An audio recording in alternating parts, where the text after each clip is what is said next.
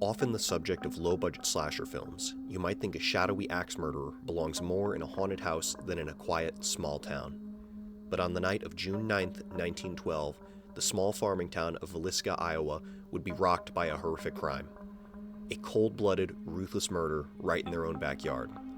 The tranquility of this close-knit community would be shattered as a brutal killing spree unfolded, and no one could fathom how or why. In this video, we'll dive into the chilling mystery of the Villisca Ax Murders and the eerie theories surrounding that fateful night in 1912. On the morning of June 10th, 1912, Mary Peckham was going about her usual chores. By this time, summer was in full swing, and the long days of farm work stretched endlessly from dawn to dusk. As she completed her tasks, Mary couldn't help but notice something strange. Her neighbors, the Moore family, who were always up early, bustling around, especially with their 4 young children, had not yet awoken. Their house, always so full of life and activity, was eerily silent. At first, Mary tried to brush it off. After all, everyone sleeps in now and then. Perhaps the family was just taking it easy that day, enjoying a rare moment of peace. But as she neared the end of her morning chores, a feeling of dread crept over her. The Moore house wasn't just still, it was unsettlingly silent. Her growing concern was directed at the Moore family, J.B. Moore, his wife Sarah, and their 4 children, Herman, Catherine, Boyd, and Paul.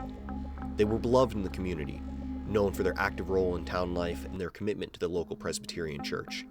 By 7 a.m., when Mary noticed that the Moores still hadn't emerged, she decided to take action.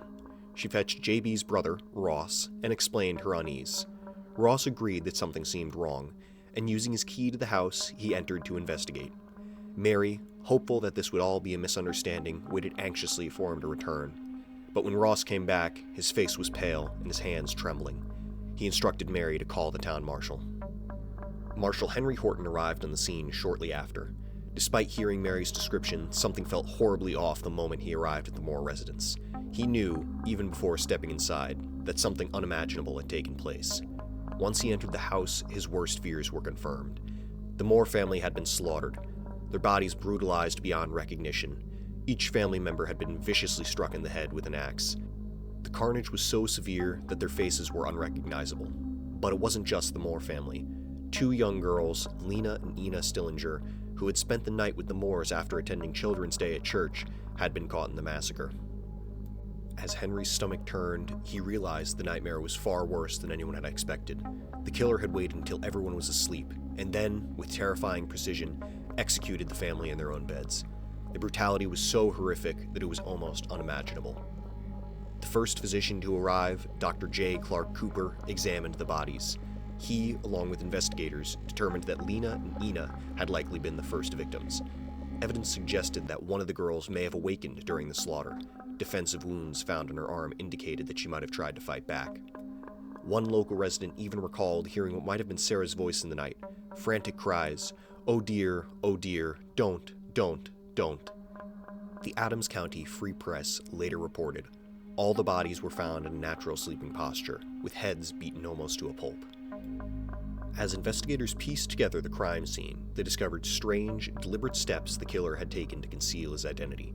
The blinds had been drawn tight over every window, glass doors were covered with clothing, even mirrors were shrouded. Oddly, it was evident this wasn't a robbery gone wrong. No valuables had been taken. It appeared that the murderer had waited patiently for the family to fall asleep. In the attic, 2 cigarette butts were discovered, suggesting the killer had spent time there, lurking in the shadows before striking. Even the murder weapon, the axe, had been cleaned and left neatly against the wall of an upstairs bedroom. Then came the more bizarre details. A slab of bacon was found leaning against the axe in the bedroom, with another placed in the parlor. On the kitchen table, bowls of half-eaten food sat, along with a bloodied bowl of water. Worse still, Lena's nightgown had been pushed up, leaving her exposed. While this suggested a possible sexual assault, the doctor's findings remained inconclusive. Unfortunately, in the aftermath of the murders, a tragic mistake was made. The police failed to properly secure the crime scene immediately, and by the time they had finally locked down the house, dozens of townsfolk had already trampled through it, potentially destroying crucial evidence. As the investigation struggled to gain traction, various names were thrown out as suspects. Samuel Moyer, JB's brother-in-law, and John Van Gilder, Sailor's former brother-in-law, were initially considered, but both had solid alibis. The search for answers became increasingly desperate, with local citizens scouring barns and outbuildings in the hope of finding the killer. Then, a 16-year-old girl named May Van Gilder came forward, claiming she had seen two suspicious men near the Moore house the Saturday before the murders. This led to the arrest of a man named Joe Ricks, who was found wearing blood-stained shoes. However, when May was asked to identify him, she explained that they had the wrong man. As the case gained national attention, an intriguing theory emerged. A man named C.M. Brown claimed he could solve the case using experimental forensic technology. His method? Optography. The idea that the last image a victim sees before death is imprinted on their retina like a photograph. Amazingly, Brown was able to recover an image from Lena's eye, and determined that the killer was, quote, a man of stout build, very broad shoulders, and extraordinary length between the shoulders and hips. But, like so many other leads, this too turned out to be a dead end. As the investigation dragged on, more clues seemed to point in different directions. Witnesses reported seeing two suspicious men near the Moore home at around 3 a.m.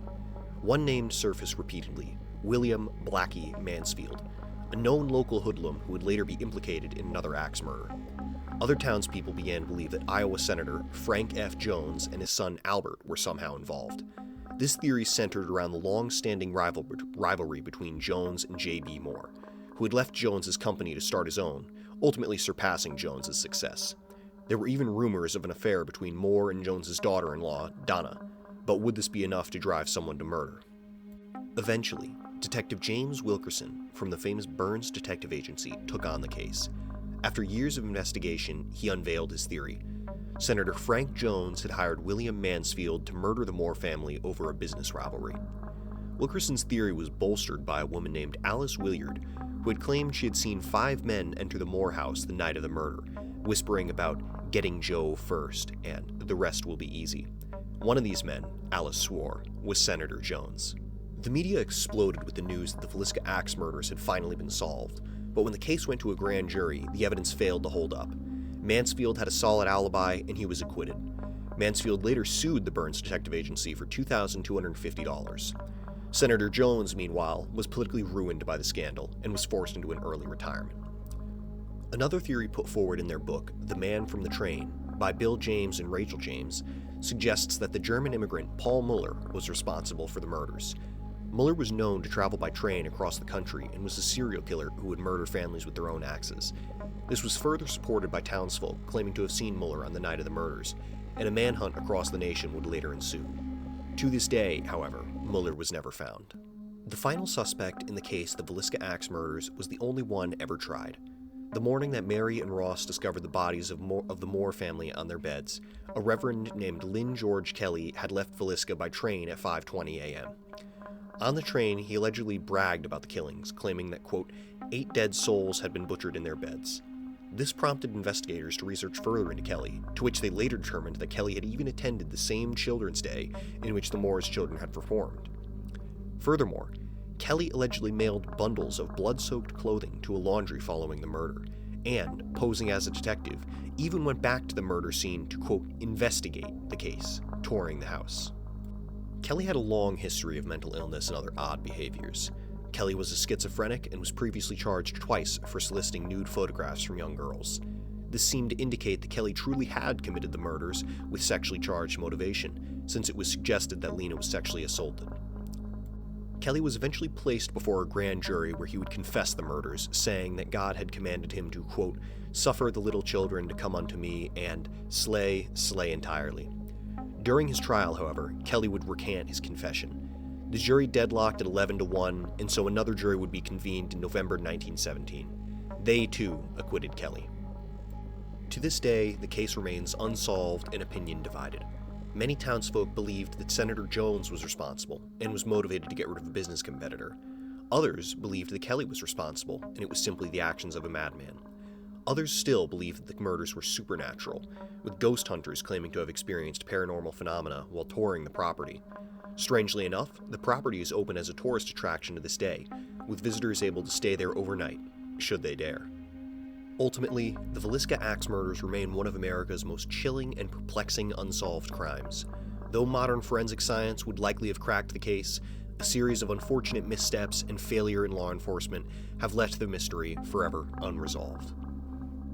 If you liked that video, please consider leaving a like and a thumbs up, And if you have any suggestions for future videos or ways that we can improve, please leave them in the comments below. With that, thank you for listening, and I hope to see you in the next video.